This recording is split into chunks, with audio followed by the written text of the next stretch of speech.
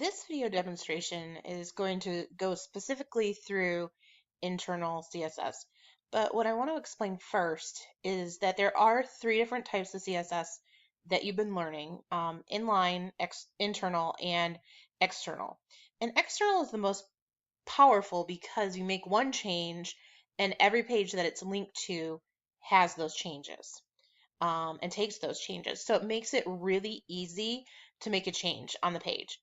Internal is within the head tags, as you can see in the example, and it follows the same syntax just like external does. The only difference is it's between the head tags with the style sheet. So that's the primary difference. And then inline, which you can see in the P tag, that goes within the tag specifically. So these are the three different types of style sheets that are available to use in HTML to format the document. So let's take a look at internal CSS. So for this example, all I have inside a root directory is this index page. So I'm just going to rename it index.html, and then I'm going to open this up with brackets and work through the process of what do we do with internal CSS. As you saw inside of that image, the internal CSS is going to go within my head tags. So if I'm looking for my head tags on this page, I'm going to just go ahead and put my style tags. And now I'm just going to go through the instructions and I'm going to start adding the styles. And the styles look exactly like external CSS. So this first one is body. And I'm going to do a font family. And then Arial Veranda. Font size, small. Line height, 175%.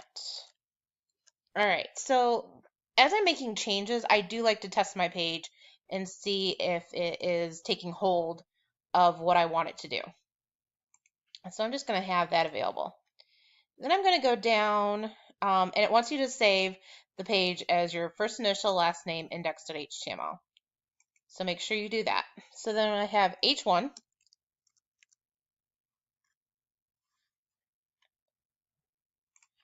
And this font family is going to be Georgia and serif. Okay, so let me explain this really quick. When we have a font family, this is the name of the font. And then if it does not show up, so like for some reason, if your browser does not have Georgia, it will replace it with another font that's serif. So that's why there's two fonts. So this is the first font. If the browser doesn't have it or that person's computer doesn't have it, then it will go to Veranda. Okay, so that's how that works. Font size, 30px. And then color in our hexadecimal values that we've learned about. So that's my H1. H2 is font family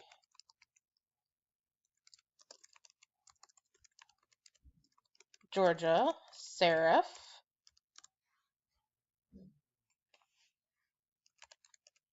Text transform. This will make everything uppercase. Letter spacing. And this is the space between letters. The other color in maroon again. 663300. And then we're going to do the text align center. Save.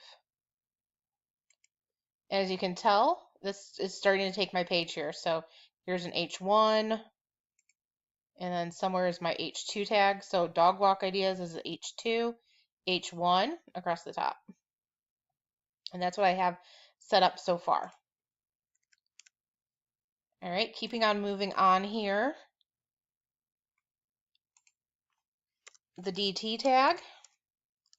This is font weight bold, another color, pound 3B 532. Okay. Now we're going to do strong. Then we're going to do font style italic.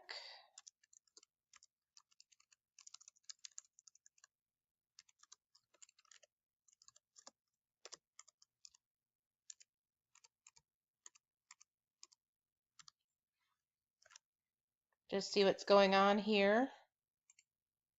It doesn't look like anything's happened quite yet.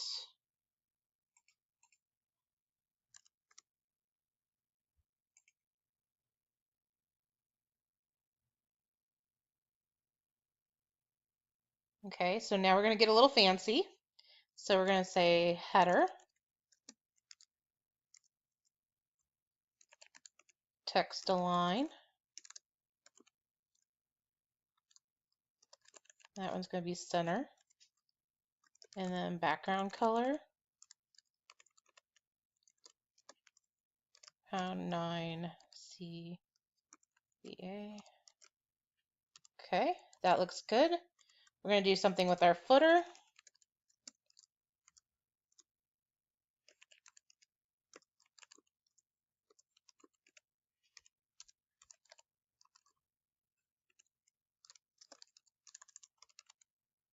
All right, so now you can see that this is in black, but instead of purple.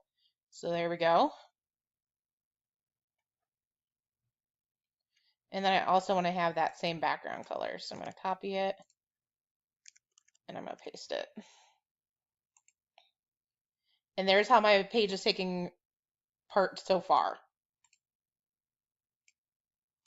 Okay, so moving forward.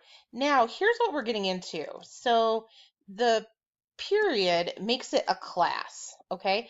A class can be applied over and over and over again throughout the document. So that's what actually makes it a class.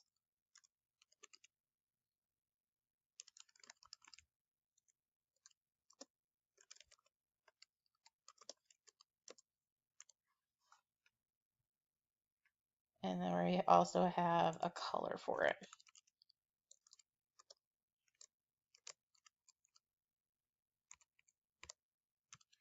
Okay, so somewhere in here is the class price in this document. So we also have a class note, and here's a class price. So like, let's say I wanted to add that class again somewhere. I could do that. I could say at this paragraph tag, I want to say class price. And now you can see that the price class has been applied. So it keeps it, and just you can apply it where you want to have it applied to. And that's what the period signifies inside of the internal CSS, is that's a class. Okay, so then it says we need to add some space for the box properties.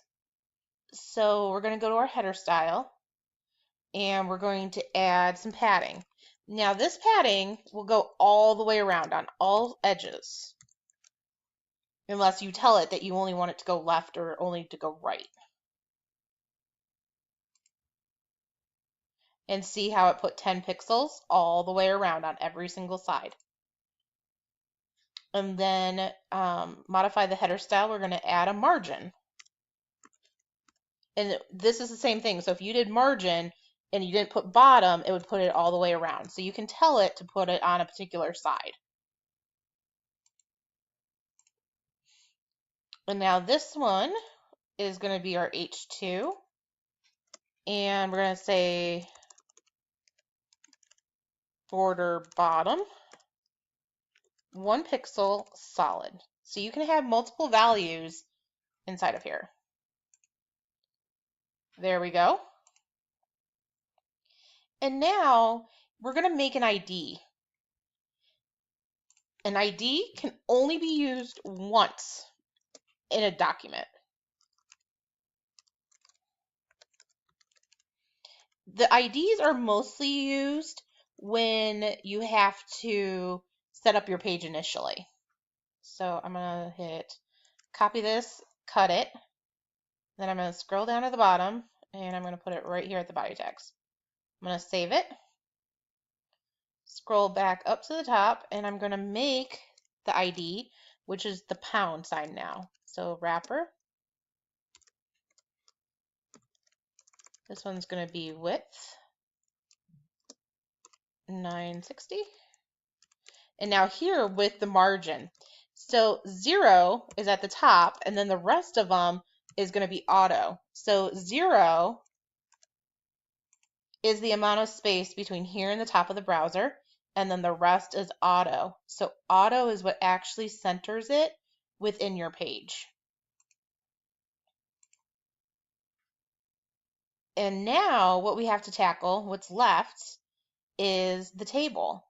So using what you've already learned about tags and internal CSS and external CSS, we have TH, which is that header row where it says dog breeds. That is always going to be centered. A TH will always be centered. So some of the stuff we need to do is now we want to apply that text transform again, and we want it to do uppercase because we already applied that. We want to give it a color, and maybe we want it to be green.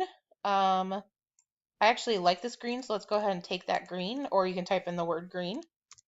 And then we want it to have a font weight of bold.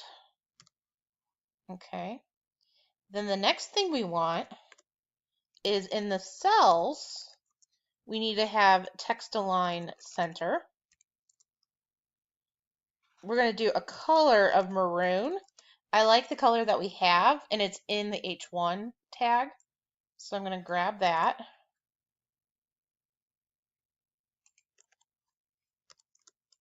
And then font weight bold. So then there's my table. So it's this greenish color, and then this color, the maroon color. So it looks like I might have forgotten the maroon color for the header up there. So let's go see what is going on there. And that's my H1.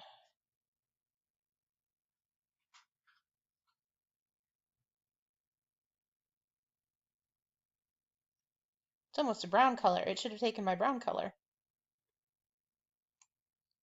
So I accidentally have an extra bracket. So I'm going to actually take that out and see if that helps with my page. There we go. So there's those colors. The green, the maroon, and there are those colors. This is your italic. There's your price. This is your strong. So, and you can tell where there's two price classes attached. And that is how you work with internal CSS. Now, this really wouldn't matter if I took all of this information here and I copied it, I cut this out, I do File, New, and then I do File, Save As, and I'm going to put this, I'm going to say styles.css, and I'm going to go put that in my root directory.